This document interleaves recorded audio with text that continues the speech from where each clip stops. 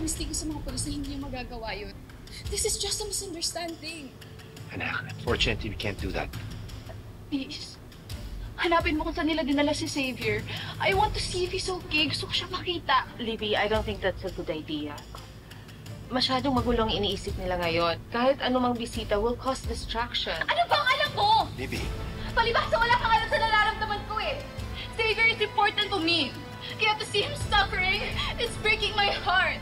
Hindi mo nakikita yun, ha? Na nagdudurog ngayon yung puso ng anak mo. Libby! Libby!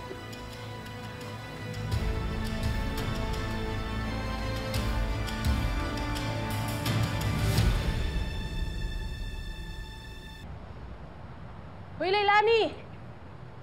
Ba't ka pa nakabihis? Bakit? Hindi ba sinabi sa'yo na reschedule ka ngayon sa korte? Para saan? Promulgation mo. Finally, magdidesisyon na ang korte sa kaso mo. Bihis ka na!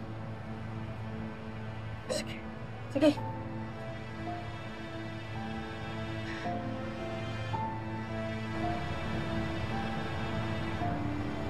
On the case of Philippines versus Leilani Bustamante, with docket number SR2694A3, the court finds the accused not guilty.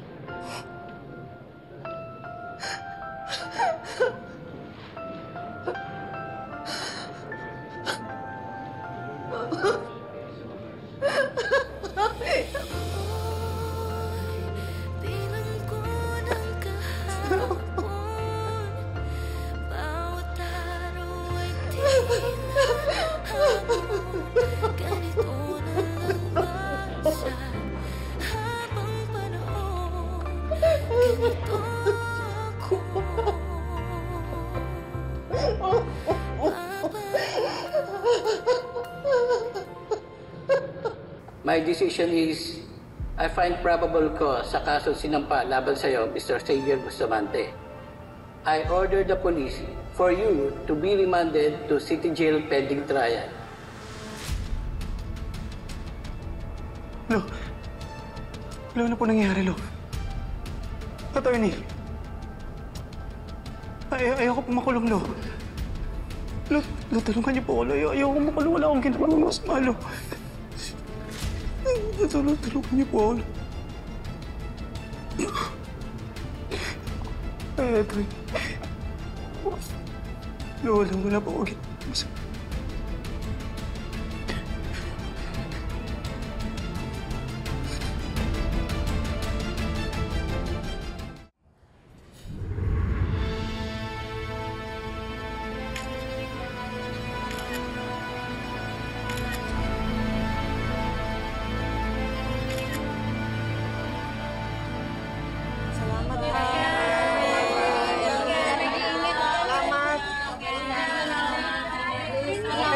Pag-asa. Darating din ang swerte ninyo. Salamat!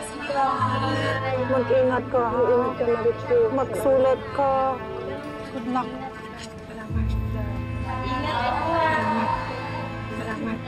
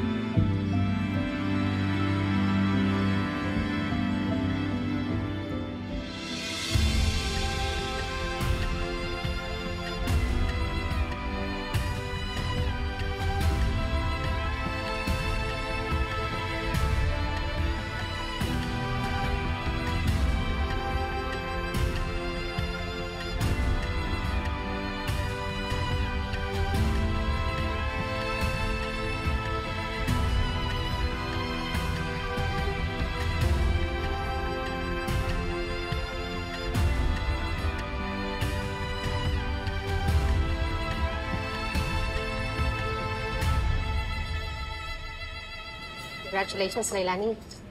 Huwag mo nang sayangin to. Huwag ka nang bumalik. Talagang hindi na. Salamat, ha. Ingat ka, Leilani.